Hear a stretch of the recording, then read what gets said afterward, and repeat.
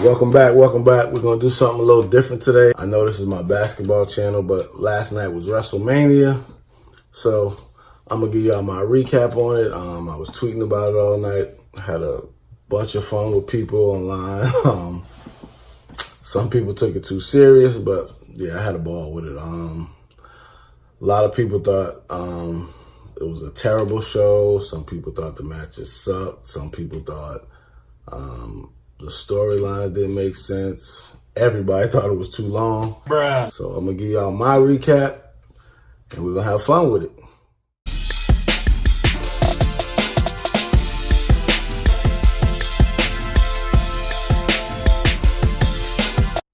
Can the phenomenal one take down the Viper? Will Triple H finally beat Batista? Can Rollins take down the Beast? Will Kofi Mania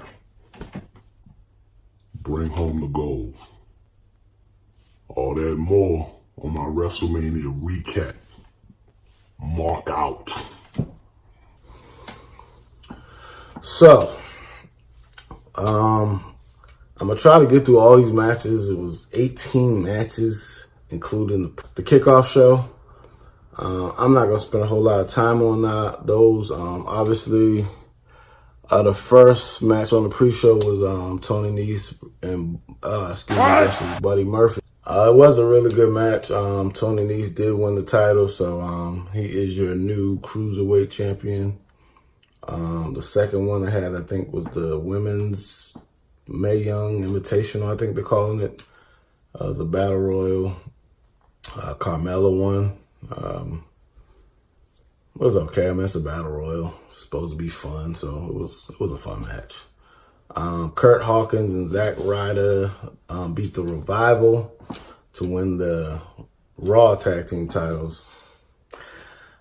To me, this doesn't make any sense. I mean, they've been beating Ricochet and Aleister Black, for the last few weeks by, count-outs and all kind of weird stuff, and then they lose to Kurt Hawkins and Zack Ryder. Bruh. Doesn't make a lot of sense to me at all.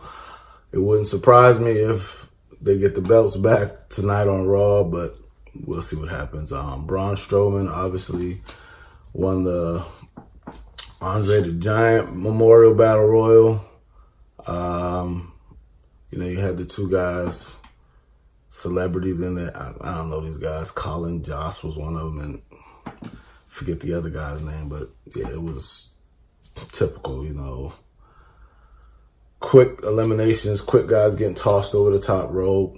There was a little bit of drama at the end where everyone thought Strowman was going to get eliminated by the two guys, but, he pushed Matt and Jeff over the rope and then had some fun with those guys. Hit one of them in the head, really. And then, kind of slammed the other guy outside the ring on top of everybody. So Strowman won that. And then we got on to the main show. Finally!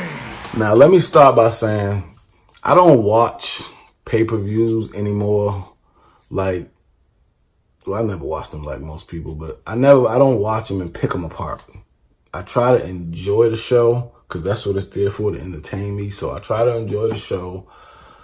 With that being said, I thought it was awesome that they kicked off Mania with Brock and Seth Rollins.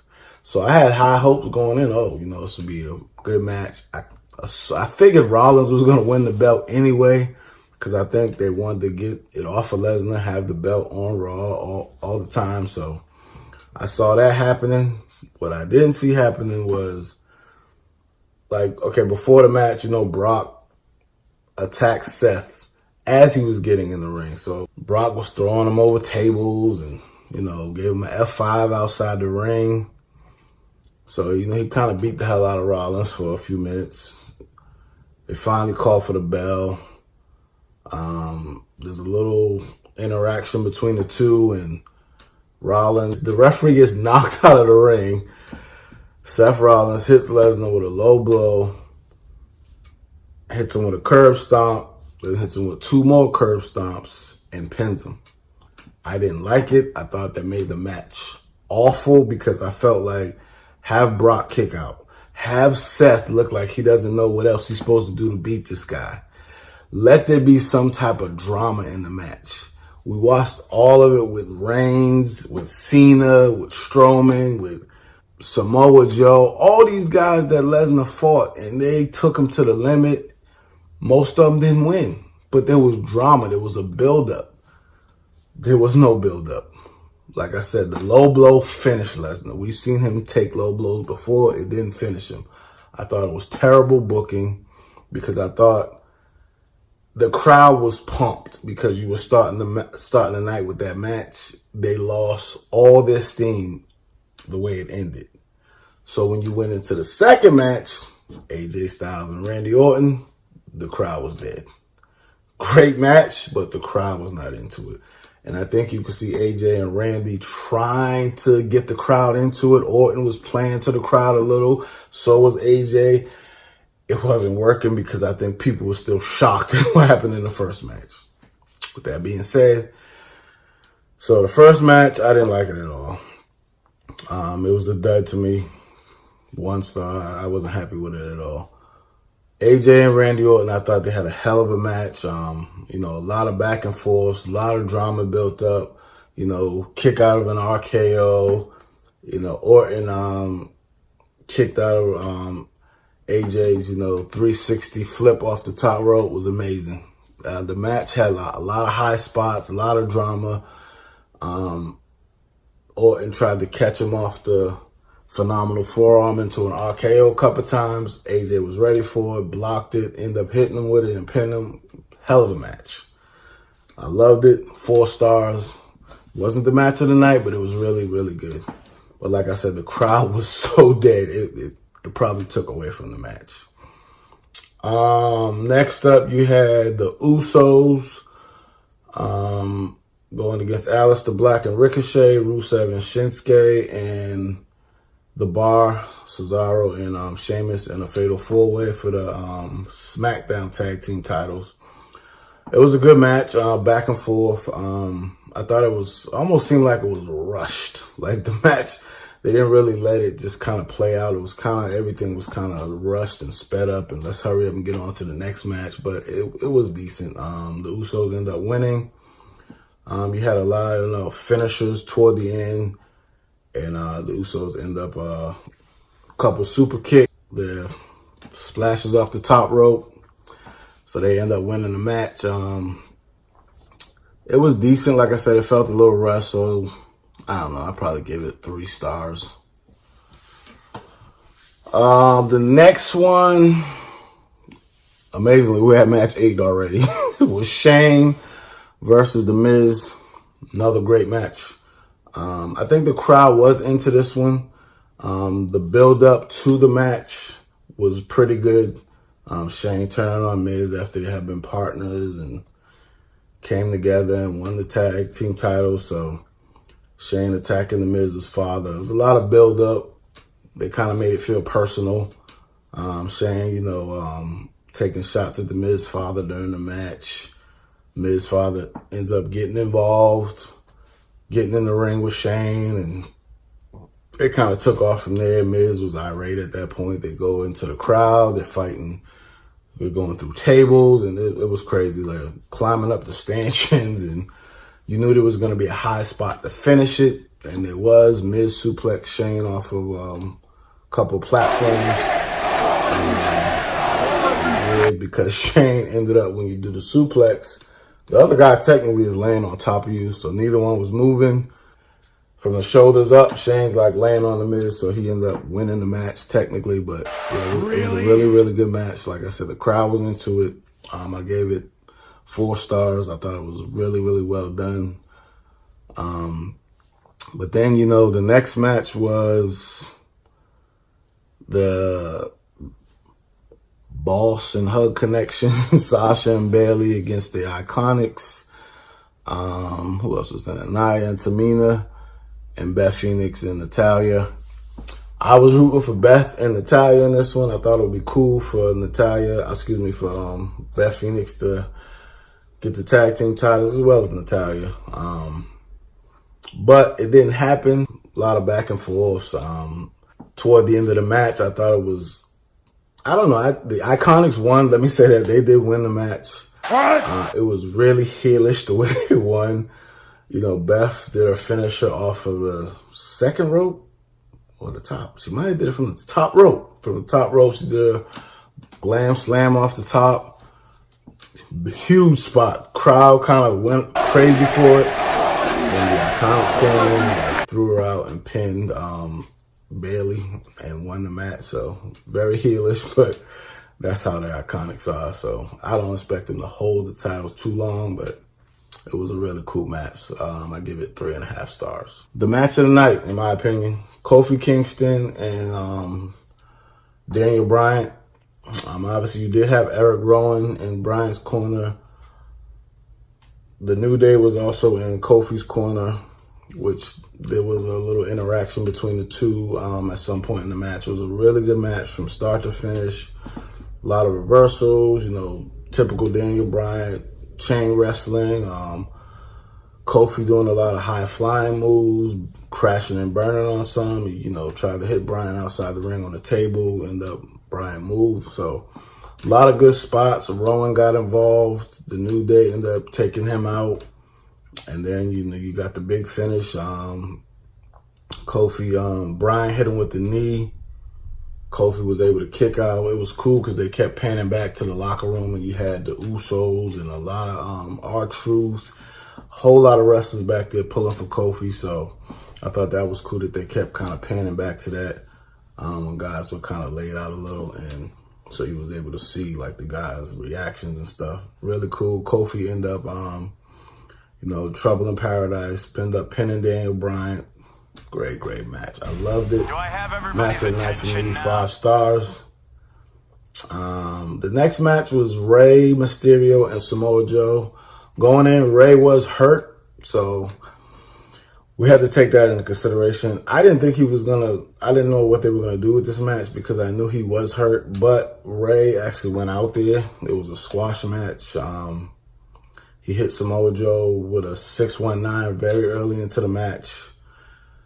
Samoa Joe, then he climbed to the top, and Joe like caught him off the top, put him in the coquina clutch, and Rey kind of passed out, and that was it. So very quick match. For what it was, I mean, like I said, Rey was injured, but so I'll give it 2 stars just because like he was hurt, so they really couldn't do anything with the match. Next match was Roman Reigns against Drew McIntyre. This one had a little bit of build up to it. You know, the whole Drew taking down the Shield. He had beat Rollins. He had beat the hell out of Ambrose a couple times. Now he had attacked Reigns, you know, outside the ring a few times on Raw. So there's a little build up to this match. I thought it was a really good match. I thought it could have been longer. Like I said, some of these matches that had the potential to be really, really good weren't allowed time to breathe. They were rushed because there were so many matches on the card. This was one of them. I thought there were good spots, you know, McIntyre, you know, moving out of the way of the drive-by outside the ring was cool. A lot of big spots, you know, they hit really, really powerful moves on each other, back and forth, back and forth. Reigns ended up hitting him with a Superman punch and a spear, finish it off. Happy for him, you know, after everything he's been through with leukemia, to get back, WrestleMania. He looked pretty good. You can see he was a little off, but not much. But he looked really, really good. And I thought they made McIntyre look strong as well. You know, it wasn't a squash match. You know, it was, like I said, it was really back and forth. It was close. McIntyre had a couple close pinfalls, so I thought they made him look good, even though he lost. And Reigns was able to win that one. The next match was Triple H and Batista. The whole build-up, we don't need to get into it. We know they were from Evolution together. Batista was mad, so Triple H used him his whole career. So they had a match. Triple H had never beaten Batista. When I found that out, I kind of figured Triple H was going to win the match. He did. What I didn't expect, even though it was no holds barred, this is what they do with a lot of these part-time wrestlers now. They have no holds barred matches so they can use weapons and stuff, and because they're really not going to go, you know, toe-to-toe in the ring and have a lot of reversals. That's not what these guys do. You know, they're brawlers for the most part. So with that being said, I didn't expect to see what I saw. 2 boxers were involved. If you haven't seen, I'm not going to spoil everything for you, but needle nose pliers, earrings. There was a lot going on. I'm telling, like, it was pretty brutal. With that being said, I enjoyed the match. I had a lot of people who didn't like it, said it shouldn't have been on the card. I thought they did a good job for what it was. I didn't expect them to be anything like that. So I just expected a boring match. It was entertaining. So I'll give it 3.5 stars. It was an entertaining match. I was thoroughly surprised. To the final 3 matches, we had Baron Corbin and Kurt Angle.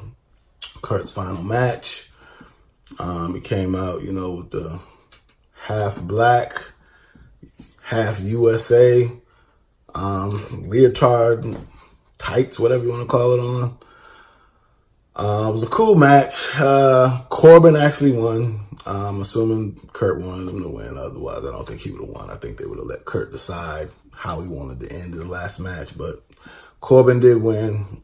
I think Kurt hit him with an Olympic slam. You know, he had him in the ankle lock a couple times. Corbin was able to get out of it.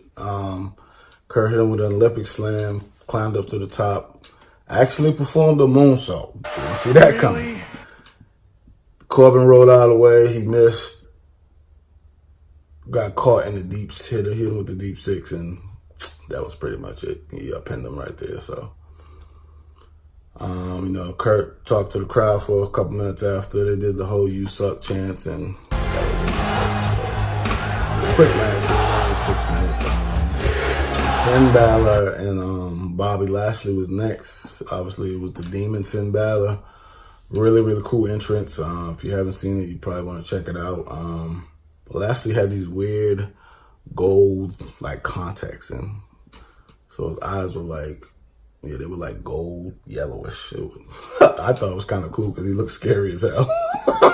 I don't know if that was his way to counteract the demon, but I will say this match, I didn't realize it was only 4 minutes. It was actually entertaining, and here's why.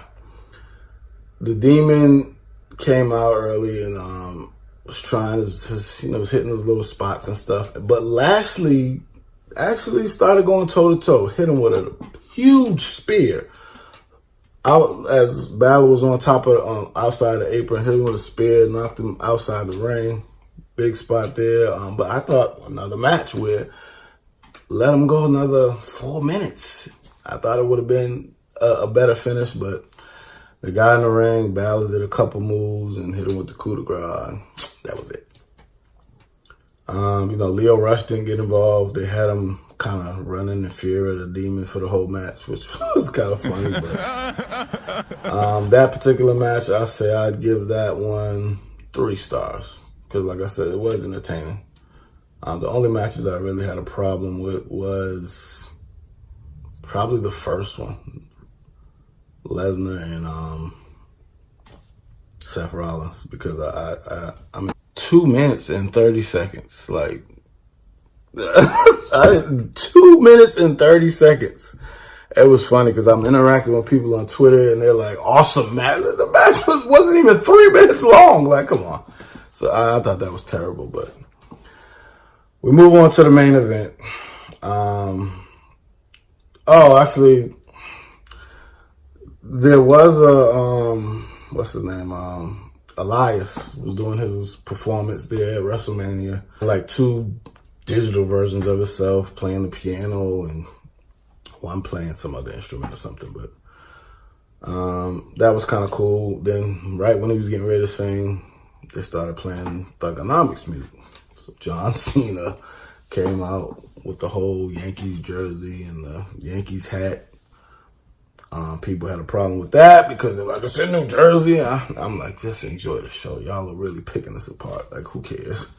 So Cena came out with the Thugonomics, you know, did his whole little rap thing. And it was funny. It was throwback to the days when people really, really liked John Cena. So that was kind of in between one of those. I forget which match it was in between. I think it was the last match it was in between. But the main event, we had Becky Lynch, Ronda Rousey, and Charlotte Flair.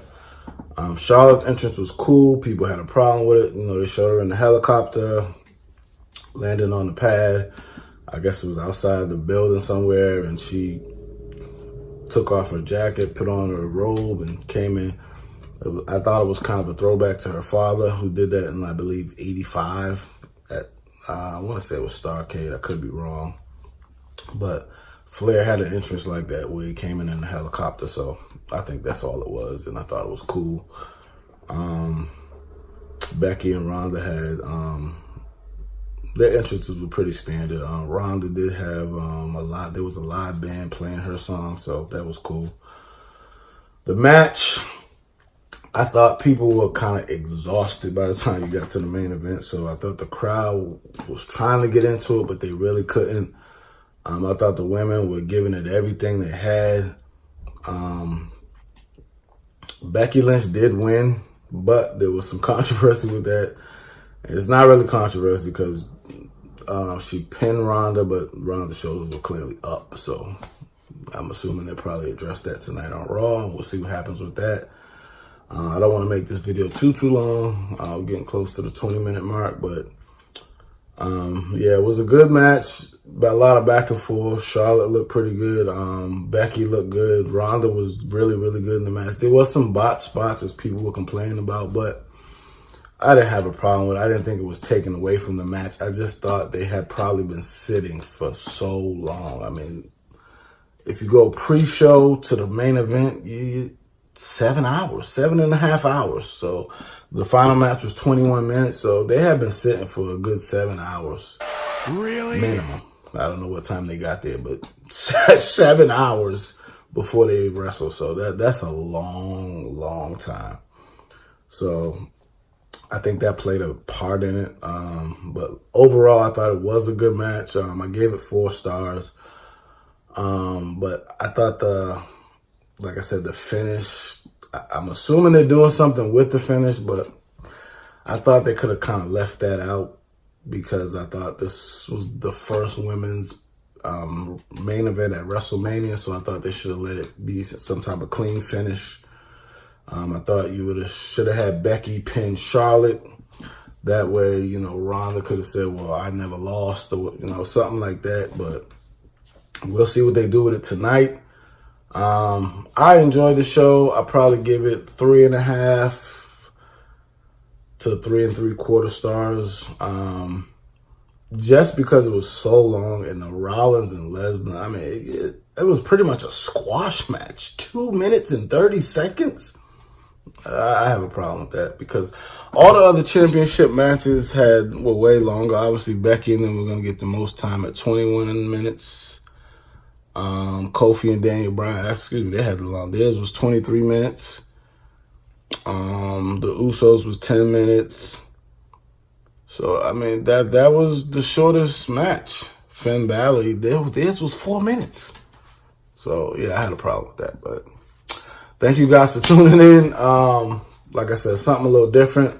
For the basketball stuff, I know there's 2 weeks of top 5 videos. I haven't done last week and then this week, but I'm not going to do any more, only because guys have been sitting out because the teams are done, or, you know, they're locked into a position. So what I will do is just give you a recap on it, and then I'll also do my playoff preview sometime this week. So thanks for tuning in. Apologize for the length of the video.